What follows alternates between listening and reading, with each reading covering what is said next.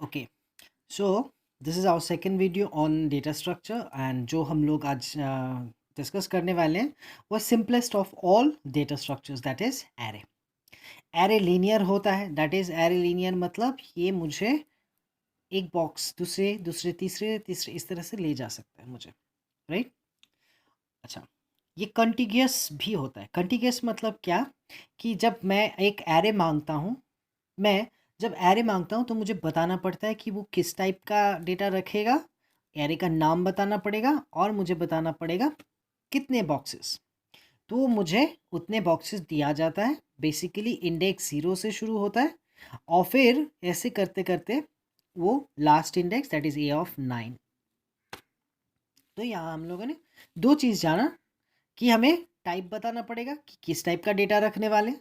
That is एक array homogeneous होता है।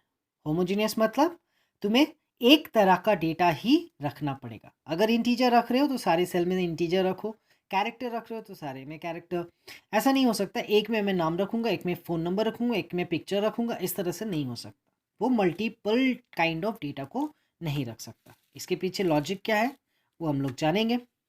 और दूसरी बात है, साइज़ बताना पड़ता है। क्यों साइज़ बताना पड़ेगा मुझे क्या मालूम पहले से, लेकिन यही तो प्रॉब्लम है एरे का, जिसके वजह से दूसरे डेटा स्ट्रक्चर्स आए हैं, है ना। सो एरे का साइज़ क्यों बताना पड़ता है, ये जानने के लिए हमें थोड़ा वापस हमारे रैम में जाना पड़ेगा। अच्छा, अगर याद हो तो रैम वो एक्टिव मेमोरी है जहाँ पे करंट प्रोग्राम्स जो रन होने वाले हैं उनको लोड किया जाता है, रेडी किया जाता है, ताकि सीपीयू वहीं से काम चालू कर सके। ठीक है, लेकिन वहाँ पे एक पोर्शन जो है वो तुम्हारे ऑपरेटिंग सिस्टम के कर्नल के लिए बुक्ड है। ऑपरेटिंग सिस्टम एक बड़ा सा सॉफ्टवेयर है, लेकिन उसका जो मेन पार्ट, जो मेन इम्पॉर्टेंट बोल सकते हैं कि सॉफ्टवेयर का जो हार्ट एंड सोल जो है उसे कर्नल कहते हैं। वो हमेशा रैम में बैठा रहता है जब तक तुम्हारा कंप्यूटर रन हो रहा है, और जो बाकी के हिस्से हैं वो दिया गया है। नाउ अभी तो मल्टीपल प्रोग्रामिंग आ गया है। मल्टी प्रोग्रामिंग दैट इज़ बहुत सारे प्रोग्राम्स एक साथ काम कर सकते हैं, लोडेड रहते हैं। तो इस तरह से रैम में ऑपरेटिंग सिस्टम का मेन काम ये है कि उनको, उन्हीं प्रोग्राम्स को वो रखे रैम में जो अभी करेंटली चल रहे हैं। जो नहीं चल रहे हैं, जो सस्पेंडेड हैं, या जो कुछ पेंडिंग काम करने गए हैं। जैसे कि मैं प्रिंटिंग कर रहा था। प्रिंटिंग बहुत स्लो है, डेटा जाते जाते तब तक फिर लौट के आएगा। इस टाइम पे वो प्रिंटिंग का काम हटा देता है कि तुम्हारा जब तक रिस्पॉन्स नहीं आता तुम हट जाओ, कोई एक्टिव दूसरा प्रोग्राम को रख देते हैं। ठीक है, कोई गाना चल रहा था उसे मैंने बंद पॉज करके रखा है, तो वो देखा अभी करेंटली गाना तो चल नहीं रहा है, तो इनएक्टिव है, इसे हटा दिया जाता है। तो ये करते करते क्या हो जाता है, कुछ प्रोग्राम्स लोड होते हैं, कुछ खाली हो जाते हैं। इस तरह से प्रोग्राम 1 प्रोग्राम 2 प्रोग्राम 3 है, रन कर रहे हैं और खाली स्पेसेस भी बिखरे हुए हैं, क्योंकि ऑपरेटिंग सिस्टम किसको उठा के निकाल देगा, किसको रख देगा, और वो शिफ्टिंग भी नहीं करता, जैसे ऐसे रहता है। तो ये क्या होता है, खाली स्पेसेस जो है, सोचो यहाँ 200, या मैं 5 बाइट्स वगैरह में नहीं बोल रहा, ऐसे नंबरिंग से बोल रहा हूँ। यहाँ पे 200, 500, 500, यहाँ पे 300 स्पेस खाली पड़ा हुआ है। अब मैं कह रहा हूँ मुझे एक एरे चाहिए, वहाँ पे मेरा साइज़ चाहिए 600। तुम्हारे पास तो है ना, 500 और 500, 1000, इतना जगह खाली है, लेकिन तुम मुझे मना कर रहे हो, क्यों? क्योंकि एरे जो है वो कंटिग्यूअस होता है, और यहीं पे ये लॉजिक आता है कि तुम्हें साइज़ बताना क्यों पड़ रहा है। तुम्हें साइज़ बताना इसलिए पड़ रहा है क्योंकि ऑपरेटिंग सिस्टम को हिसाब लगाना है कि अच्छा कितनी जगह चाहिए, मैं हिसाब करके देख लेता हूँ कॉन्टिग्यूस उतना स्पेस है क्या। अगर है तो मिलेगा, नहीं है तो नहीं मिलेगा, तुम्हें वेट करना पड़ेगा। ओके, ये तो चली गई, ये तो बात हो गया क्यों हमें साइज़ बताना पड़ता है। अगर मैं साइज़ ना बताऊँ, कंपाइलर हो गया I mean operating system confuse हो गया, तुम्हें कितने चाहिए जगह, कितना दूँ, कितना काम लगाओगे, ये एक प्रॉब्लम हो गया, है ना। तो साइज़ बताना ये एरे का सबसे बड़ा डिसएडवांटेज में से है।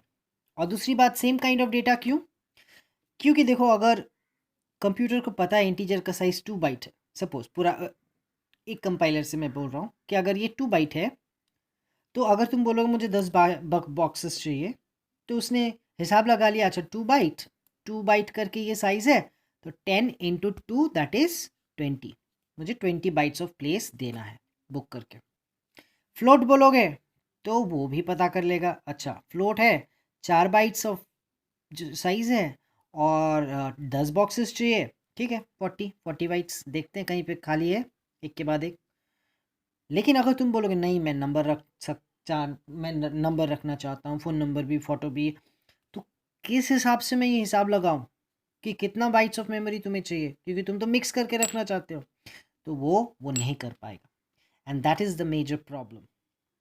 सो ये हो गया हमारा एरे के दो बड़े डिसएडवांटेज।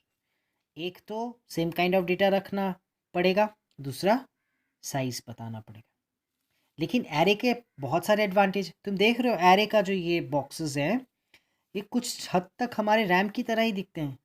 तो अगर कोई डेटा स्ट्रक्चर एकदम फिजिकल मेमोरी के एकदम क्लोज है, क्लोज रेप्लिका है, तो वो एरे ही है। और बाद में जब आगे जाके हम लोग डेटा स्ट्रक्चर्स, बाकी डेटा स्ट्रक्चर्स भी पढ़ेंगे, तुम देखना इसी को कुछ ट्विस्ट वगैरह करके ही बनाया गया है वो सब। खैर वो तो आगे जाके जानेंगे, आज हम लोग फिलहाल एरे पे कॉन्सेंट्रेट करते हैं। ऑलराइट, अच्छा अब एरे का एडवांटेजेस काउंट कर लेते हैं। एरे का एडवांटेज है ये बहुत सिंपल डेटा स्ट्रक्चर है, very easy to understand and implement. दूसरा, ये रैंडम एक्सेस सपोर्ट करता है। अब रैंडम एक्सेस क्या मतलब? रैंडम एक्सेस का मतलब है कि तुम बोलोगे कि मुझे एरे ऑफ 3 में जाना है, तो वो तुम्हें डायरेक्ट ले जाएगा। कैसे ले जा रहा है, कैसे कर पा रहा है ये? एक्चुअली मैं बोलूँगा सबका, मैंने एक एरे क्रिएट किया इंट A10, मतलब सारे बॉक्सेस के नाम ए हैं, ऐसा बिल्कुल नहीं है, ठीक है। क्या है? ए जो नाम है, किस बॉक्स का नाम है? ओनली ये पहले बॉक्स का नाम है, बेस एड्रेस, राइट। और बाकी जो है वहाँ पहुँचा दिया जाता है बेस एड्रेस के थ्रू। फॉर्मूला क्या है?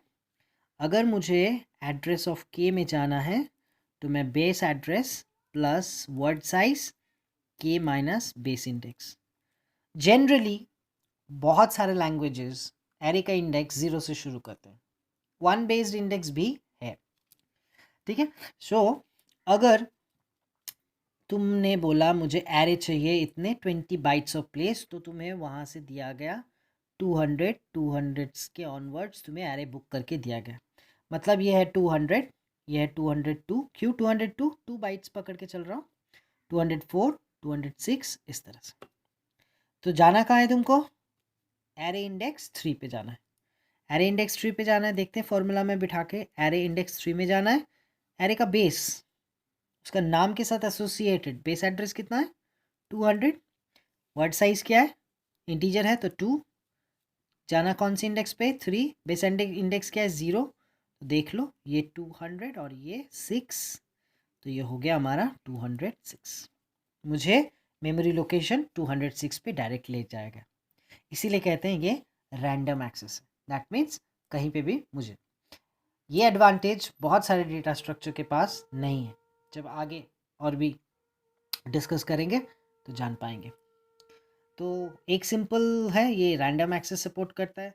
दूसरा, ये और भी स्ट्रक्चर्स जैसे कि टेबल्स, मैट्रिसेस, वेक्टर्स, ये सब बनाने में काम आएंगे जब कोई प्रोग्राम्स वगैरह हम लोग करेंगे तो आगे जाके इसके बाद। तो डिसएडवांटेज क्या क्या, डिसएडवांटेज क्या क्या फिगर आउट हुआ?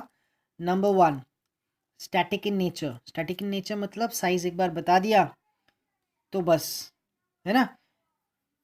तो साइज़ एक बार बोल दिया तो उसी साइज़ में ना वो बढ़ेगा ना घटेगा। इसमें प्रॉब्लम भी है। मैंने एक integer size array of 100 book करके रखा हुआ है, और जब प्रोग्राम रन करता हूँ तो ज़्यादा से ज़्यादा 4 बॉक्सेस यूज़ होते, कितना वेस्टेज कर रहे हो, ये हो गया प्रॉब्लम।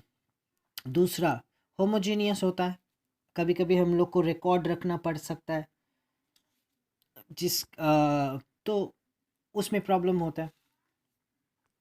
और तीसरा है इंसर्शन डिलीशन, जो है वो एक्सपेंसिव हो जाता है।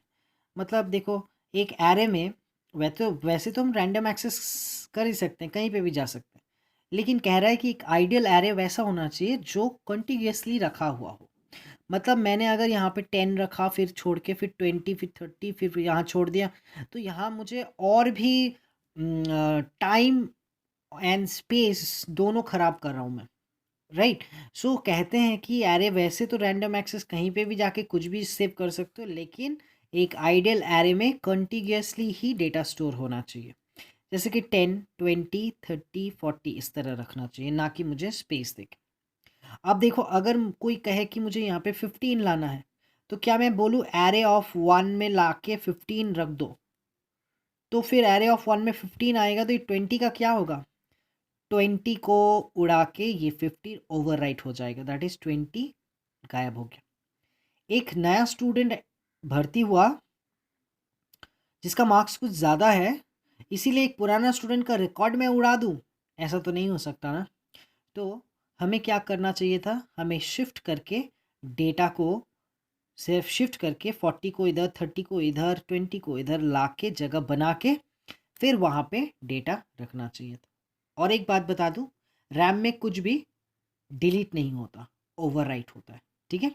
तो जो डेटा है वो वहाँ पे रहता है, उसको किसी नए डेटा से हम लोग उसको ओवरराइट करते हैं। सिमिलरली अगर तुम्हें कुछ डिलीट करना है, 10, 15, 20, 25, 30, तो 15 डिलीट करना है।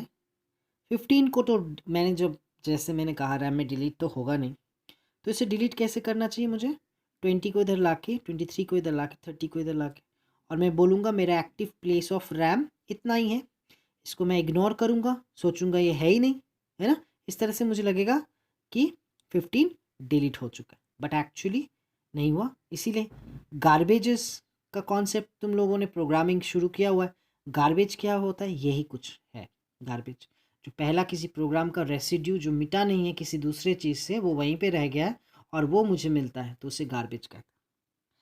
तो आई होप मैं एरे का एक बेसिक आइडिया मैं दे पाया कि एरे क्या होता है, इससे क्या करना चाहिए, ठीक है। तो एरे रिलेटेड कुछ एल्गोरिदम्स हम लोग आगे जाके करने वाले हैं, जैसे कि ट्रैवर्सल,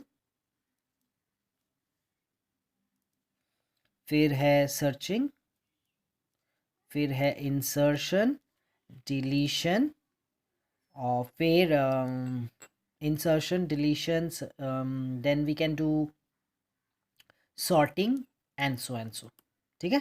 तो हम क्या करने वाले हैं, अगले वीडियो में मैं कुछ एल्गोरिदम्स भेजूंगा, एंड कुछ एल्गोरिदम्स मैं एज होमवर्क तुम लोग को दूंगा, you have to try those, right.